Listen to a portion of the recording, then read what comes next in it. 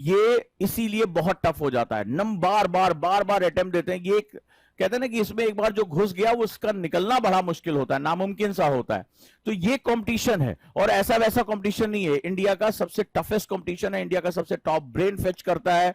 हर इंसान, हर मध्य वर्ग का सपना होता है कि उसका बच्चा या उसकी बच्ची जो है वो आईएएस आईपीएस बने। हमारा सपना होता है, क्योंकि इसके साथ पावर, प्रेस्टीज, सुरक्षा, मान सम्मान सब कुछ जुड़ा होता है।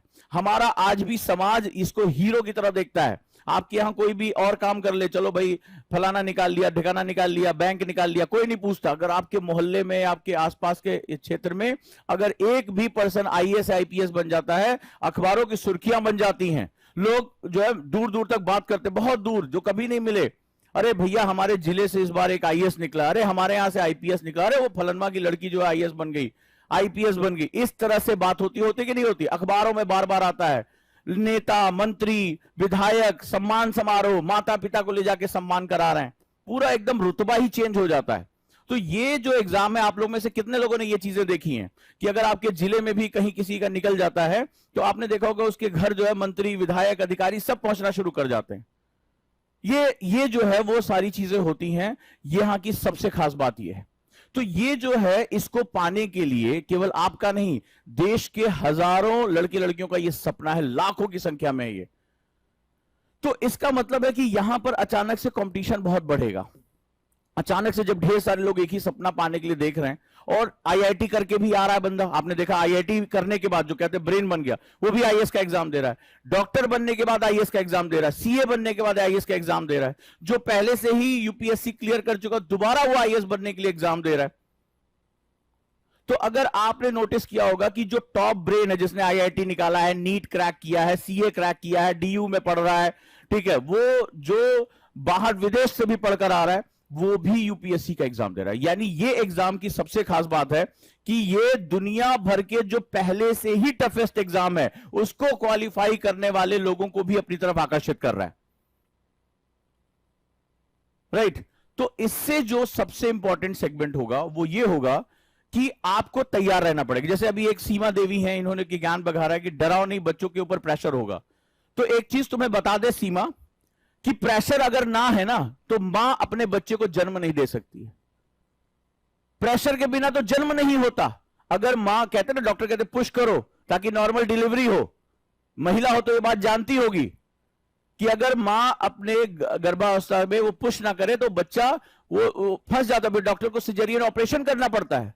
अगर आप एक घर में एक चना है, उसको कटोरी में रखो, अंकुरित नहीं होगा। उसको जब तक तुम जमीन के अंदर दबाओगे नहीं, प्रेशर नहीं दोगे, तब तक उसमें अंकुरण नहीं होता। तो जो इंसान प्रेशर से डर गया, उसमें जिंदगी में कुछ नया परिवर्तन करने की कोई उम्मीद नहीं है। और यह बात लिख लेना तुम, और चैलेंज के साथ कह रहा हूं, जो प्रेशर से डर गया, उसके अंदर अपने अंदर बदलाव करने की क्षमता नहीं। और जो खुद में नहीं बदलाव कर सकता, जो खुद में चेंज नहीं ला सकता, वो क्या समाज में क्या खाक चेंज लेकर आएगा? उसको तो यूपीएससी के बारे में सोचना उसके लिए पाप है। चैलेंज के साथ कह रहा हूं, पाप है। जो खुद में नहीं बदल सकता, जो खुद प्रेशर नहीं ले सकता, वो चलेगा समाज को बदलने? समाज इतना विकट है, इतना विरल है, इतना मुश्किल है कि वहां बदलाव करते समय तुम्हें अपने अंदर एक दृढ़ इच्छा शक्ति रखनी पड़ेगी। खुद को, अपने आप को आईने में देख के देखो, अपना चेहरा आईने में देख के देखो कि जो प्रेशर से तुम डर रहे हो, तुम्हें इस करियर को अपनाने की कोई जरूरत नहीं है। अपने मां बाप को बेवकूफ बनाने की कोई आवश्यकता नहीं है। यह बात याद रखना, क्योंकि यह नेतृत्व का एग्जाम है, ये लीडरशिप का एग्जाम है। ये जाकर कुर्सी तोड़कर पैसा कमाने का एग्जाम नहीं है। यहां निकलना पड़ेगा। आज जाकर देखो, बाढ़ के हालात में आप अपने घरों में जान बचाकर बैठे होंगे, लेकिन यही अधिकारी लोगों की जान बचाने के लिए अपनी जान जोखिम में डाल रहे हैं। आपको ऐसा लगता है कि इस देश की सुरक्षा, इस देश के संसाधन आपको, आपका हक चाहिए। अरे पानी क्यों भर रहा है, अरे कोई सरकार काम कर नहीं करती है, लेकिन अपनी जान जोखिम में डालकर नाव पे बैठकर सुरक्षाओं का इंतजाम करते हुए जो लोग होते हैं ना, वो लीडरशिप के लोग होते हैं, वो दबाव लेते हैं। तो आप सभी को मेरा आज एक हिदायत है, अगर दबाव लेने की ताकत नहीं है ना, इस एग्जाम में पैर मत डालना। फैशन के लिए अपने मां बाप को बता देना कि मैं आईएएस की तैयारी कर रहा हूं या कर रही हूं, ठीक है। 2 साल का जो एक आईएएस छुट्टी का पैकेज है वो ले लेना, लेकिन अगर हिम्मत है ना, ईमानदार हो, तो ही इसमें उतरना, क्योंकि दबाव के बिना तो जीवन भी नहीं है। जन्म ही दबाव से होता है। अगर मेरी बात गलत है तो काट दो। वो 3 इडियट्स पिक्चर देखी थी ना, रैंचो वाली बात। तो अगर जीवन में दबाव नहीं लोगे तो जीवन तो शुरुआत ही दबाव से शुरू होती है, प्रेशर से शुरू होता है। अरे जब प्रकृति कह रही है कि मानव जन्म ही इसी के लिए है कि दबाव नहीं लोगे, दबाव नहीं लोगे तो खुद को बदल भी नहीं पाओगे, कोयला ही रह जाओगे। जब कोयला दबाव झेल लेता है, मेटामॉर्फिक हो जाता है, तो हीरा बन जाता है। दुनिया हीरे की कीमत लगाती है, कोयले की नहीं। कोयला तो जला के भस्म कर दिया जाता है और हीरा मुकुट पे धारण किया जाता है। तो तुम जलाकर भस्म कर दिए जाने वाले हो इस संसार की मुश्किलों में, या तुम अपने आप को हीरे की तरह चमकाना चाहते हो, मस्तक पर राज करना चाहते हो। ये तुम्हें तय करना होगा, ये मुझे नहीं तय करना होगा, तुम्हारे मां बाप को भी तय नहीं करना होगा।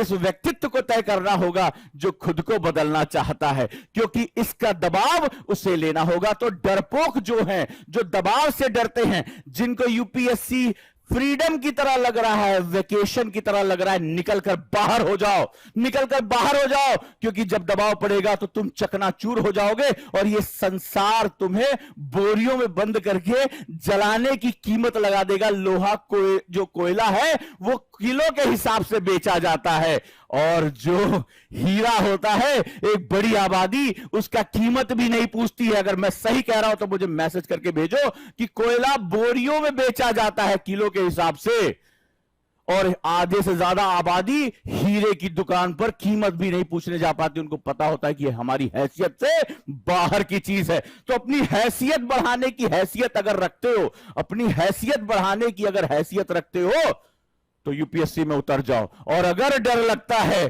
तो निकल जाओ। अगर अपनी हैसियत बढ़ाने की हैसियत रखते हो तो यूपीएससी में उतर जाओ, और डर लगता है तो यहां से निकल जाओ। भीड़ बढ़ाने से कोई फायदा नहीं है, क्योंकि हीरा भीड़ में नहीं रहता, वो एक डब्बे में रखा रहता, दूर से चमकता है। तो अपनी चमक बढ़ाने के लिए खुद को तराशना पड़ेगा, खुद को घिसना पड़ेगा, खुद को काटना पड़ेगा। दबाव होगा, दर्द होगा, असहनीय पीड़ा होगी। तुम्हें क्या लगता है कि क्यों मैं कहता हूं आईएएस व्यक्ति नहीं, व्यक्तित्व का इम्तिहान है? तुम व्यक्ति बनकर ये लड़ाई लड़ोगे, कभी इस जीवन में संभव नहीं है। ये व्यक्तित्व की लड़ाई है, और व्यक्तित्व बनाना इतना कठिन काम होता है कि 90% जनता तो इस पीड़ा के बारे में सोचकर ही भाग जाती है, सोचकर ही भाग जाती है कि बहुत पीड़ा होगी, खुद को बदलना होगा, खुद की आदतों को बदलना होगा, खुद को काटना होगा, खुद को छीलना होगा, खुद को तराशना होगा।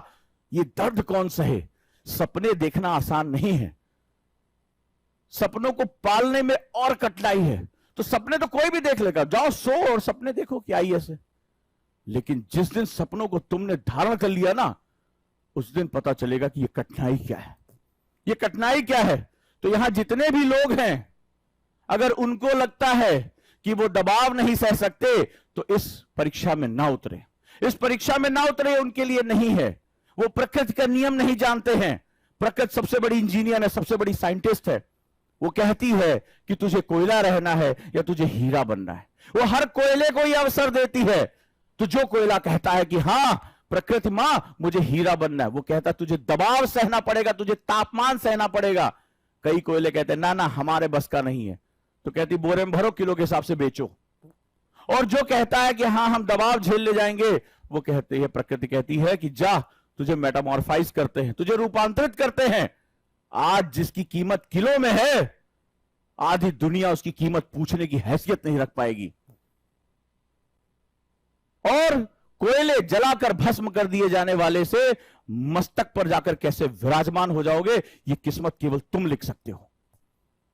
यह किस्मत केवल तुम लिख सकते हो, कोई और नहीं। लेकिन हाय रे विधा, हाय रे विधान, डर लगता है प्रेशर से। और बातें यूपीएससी की है, बातों में युद्ध जीतना चाहते हो। वाह क्या बात है, कल्पनाओं में लड़ाई चल रही है। अखंड भारत का सपना देख रहे हो, देश के लिए एक बेहतर सेवक बनना चाहते हो, और जरा सा दर्द आया और फड़फड़ाने लगे। वाह क्या बात है। ये नहीं है तुम्हारा युद्ध, ये नहीं है तुम्हारा युद्ध। और यहां जिसको जिसको ये लगता है कि ट्रोलिंग करेंगे, कुछ कमेंट कर देंगे, कुछ उटपटांग बोल देंगे, तो याद रखना energy and matter neither be created nor be destroyed. संसार का नियम है कि द्रव्य और ऊर्जा ना तो निर्मित होते ना उनका विनाश किया जाता है, ये सिर्फ एक रूप से दूसरे रूप में परिवर्तित होते हैं। अगर निगेटिव एनर्जी दोगे तो निगेटिव एनर्जी तुम तक आएगी, ये प्रकृति का नियम है, ये लॉ ऑफ कर्मा है, यही साइंस है।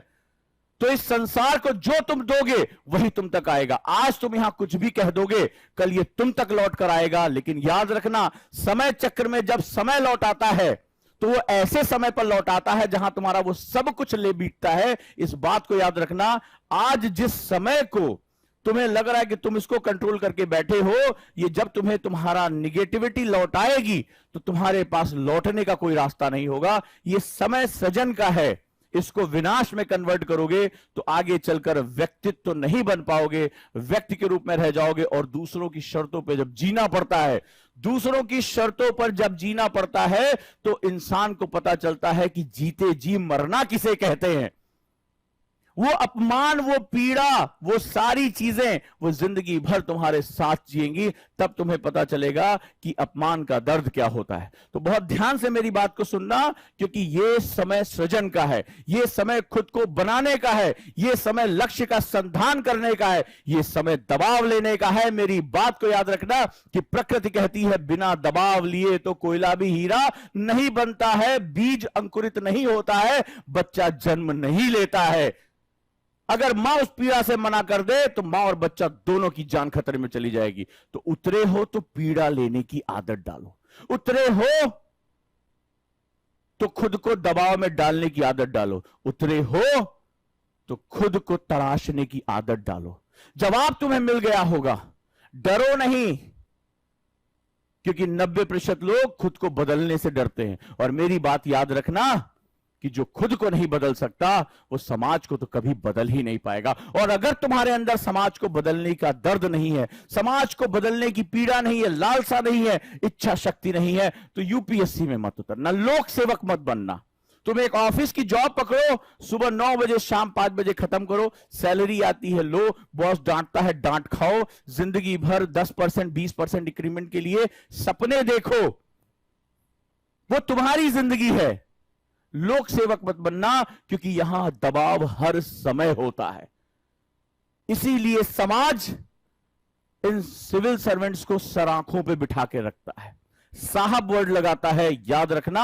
और अगर ये मेरी बात समझ गए हो तो जीवन का सफर आसान है, और नहीं समझे हो तो यहां तुम्हारे ज्ञान की कोई कदर नहीं है। अगर तुम बहुत ज्ञानी हो तो जाओ एक चैनल बनाओ और दुनिया को ज्ञान दो। यहां ट्रोलिंग करके जीवन में कहीं नहीं पहुंच पाओगे। और मेरी बात याद रखना, ये हजारों स्टूडेंट के साथ मैंने देखा है, energy and matter neither be created nor be destroyed. इस ब्रह्मांड को जो दोगे, तुम शिक्षा दोगे तो तुम तक इज्जत वापस लौटेगी। और तुम अगर किसी का अपमान करोगे तो याद रखना, ये ब्रह्मांड में ये जो तुमने ऊर्जा दी है ये कभी नष्ट नहीं होगी, ये तुम तक वापस आएगी। लेकिन ऐसे समय पर वापस आएगी जब तुम्हारे पास लौटने का कोई रास्ता नहीं होगा। इसी को कर्म चक्र कहा जाता है, इसी को लॉ ऑफ कर्मा कहा जाता है। हमारे ऋषि मुनि बहुत बड़े साइंटिस्ट थे। तो चलिए आगे बढ़ते हैं। तो हम जो लेकर आए हैं, हम इस परंपरागत मेथड को तोड़ रहे हैं और हम RFR एस्टैब्लिश कर रहे हैं, रिवर्स फॉरवर्ड रिवर्स, यानी पढ़ने के तरीके को बदल रहे हैं कि कोई आपको reverse studies method, forward studies method, then again reverse studies method. और इससे आपकी एफिशिएंसी 40 to 50% उतने ही टाइम में बढ़ने की गारंटी दे रहा हूं। उतने ही टाइम में, अगर आप 4 घंटे पढ़ रहे हो, आप 5 घंटे पढ़ रहे हो, इसमें अभी जो तुम्हारी आउटपुट है, प्रोडक्टिविटी है, एफिशिएंसी है, उसमें 40 से 50% की बढ़ोतरी मात्र इस मेथड को अप्लाई करते ही हो जाएगी।